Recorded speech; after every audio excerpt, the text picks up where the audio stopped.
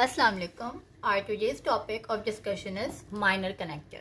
What is minor connector? It is a connecting link between major connector or base of removable partial denture and other components of prosthesis.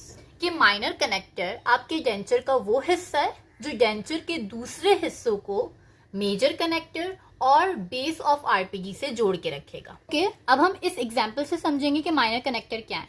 Minor connector आपके denture का वो हिस्सा है जो major connector और base of the denture को denture के दूसरे हिस्सों से जोड़ता है. कैसे? कि ये है मेजर कनेक्टर स्ट्रैप. ठीक है, तो मेजर कनेक्टर को डेंचर के इस हिस्से से, what is this? This is indirect retainer.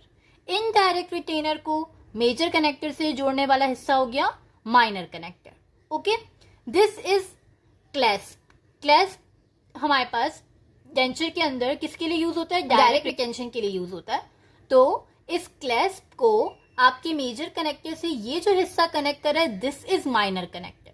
Okay, यहां पर एक फ्रेमवर्क गिवन है जिसके ऊपर पास आ जाएगी डेंचर की प्लेट.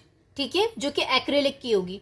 तो उस एक्रेलिक की प्लेट को आपके मेजर कनेक्टर से कनेक्ट करने वाली चीज, this is known as minor connector. It also serve as approach arm for bar type clasp. एक हमारे पास क्लैस्प होता है जो कि बार की तरीके का होता है. सही है, यानी ये नॉर्मली जो रेस्ट होता है वो टूथ को कवर कर रहा होता है. कैसे? ऑक्लूजली, वो ऊपर से आ रहा होता है. लेकिन जो बार टाइप क्लैस्प है वो टूथ से कांटेक्ट बनाता है जिंजिवली. ठीक है, यानी वो जिंजिवा से अप्रोच कर रहा होता है. तो यहाँ पर ये वाला हिस्सा जो आपके पास मेजर कनेक्टर को किससे जोड़ रहा है? आपके बार टाइप क्लैस्प से जोड़ रहा है. इसे हम कहते हैं माइनर कनेक्टर.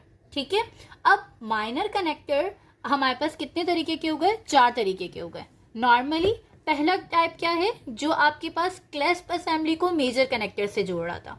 दूसरा जो रेस्ट को मेजर कनेक्टर से जोड़ा था. रेस्ट की जगह हमने उसे क्या कहा था? Indirect retainer. Then denture base को मेजर कनेक्टर से जोड़ने वाला आपके पास माइनर कनेक्टर है. इसके अलावा ये 4th टाइप जो हमने पढ़ी, this is the approach arm for a bar type clasp. तो इस तरीके से डेफिनेशन और टाइप्स हो गई complete. Now we are coming to the functions. What are the functions of minor connector? The first function is it join parts of the prosthesis या denture. यानी denture के जितने हिस्से भी हैं ये उनको क्या करेगा? आपस में जोड़ के रखेगा. इट ट्रांसफर फंक्शनल फोर्सेस, यानी जो ड्यूरिंग मैस्टिकेशन फोर्सेस डेंचर पे पड़ती हैं या अबटमेंट टूथ पे पड़ती हैं, ये उन्हें क्या करता है? ट्रांसफर कर देता है दूसरे एरियाज में. कैसे? कि फर्स्ट ऑफ ऑल प्रोस्थेसिस आपके डेंचर को कहा जा रहा है. प्रोस्थेसिस पे पड़ने वाली फोर्सेस को अबटमेंट टूथ पे ट्रांसफर करता है और अबटमेंट टूथ पे पड़ने वाली फोर्सेस को प्रोस्थेसिस पे ट्रांसफर करता है. हाउ? पहला फंक्शन क्या है? कि it join different parts of prosthesis. Like this is indirect retainer, this is clasp, इधर क्या आ जाएगी? Denture base. तो denture base, clasp, indirect retainer, इन सब को मेजर कनेक्टर से जोड़ के रखेगा. कौन? Minor connector. ठीक है, तो माइनर कनेक्टर जो है वो प्रोस्थेसिस के डिफरेंट एरियाज को आपस में कंबाइन कर रहा है, यूनाइट कर रहा है. अब दूसरा फंक्शन क्या है? देखो, सबसे पहले हम ये देखते हैं व्हाट इज अबटमेंट. अबटमेंट क्या होता है? अबटमेंट उस टूथ को कहते हैं जिससे आप सहारा ले रहे हो. सपोर्टिंग टीथ जिससे सहारा लेके हम डेंचर बना रहे हैं वो हमारा अबटमेंट होता है.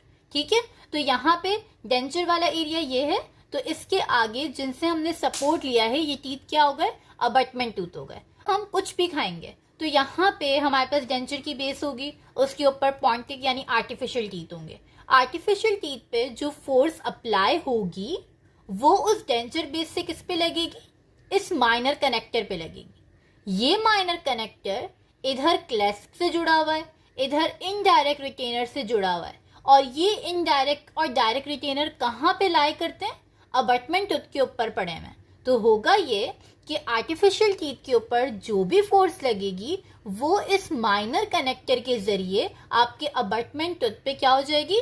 ट्रांसफर हो जाएगी. इस तरीके से ये नहीं होगा कि जो आर्टिफिशियल टूथ पे सिर्फ उसके ऊपर फोर्स लगती रही और उसके नीचे का जो एरिया था या आपकी एल्वियोलर रिज थी वो रिजॉर्ब हो गई. ये आपके पास एक पॉइंट पे फोर्स लगा के उसको खराब नहीं करता, बल्कि फोर्स को इक्वली डिस्ट्रीब्यूट कर देता है. कहाँ पे? आर्टिफिशियल टीथ से अबटमेंट टूथ पे. ठीक है, और सेम इसी तरीके से इनके ऊपर जो फोर्स लगती है यानी हमारे पास क्लैस्प है, इनडायरेक्ट रिटेनर्स हैं, इनकी वजह से जो ऑक्लूजन, इस अबटमेंट टूथ के ऊपर फोर्स जो लगती है वो अबटमेंट टूथ से ट्रांसफर हो जाती है डेंचर के अंदर। दैट्स वाई जरूरी है कि माइनर कनेक्टर क्या हो, रिजिड हो। जब हम फॉर्म एंड लोकेशन पढ़ेंगे तो उसमें पहला पॉइंट ये है कि आपके पास माइनर कनेक्टर क्या होना चाहिए, रिजिड होना चाहिए।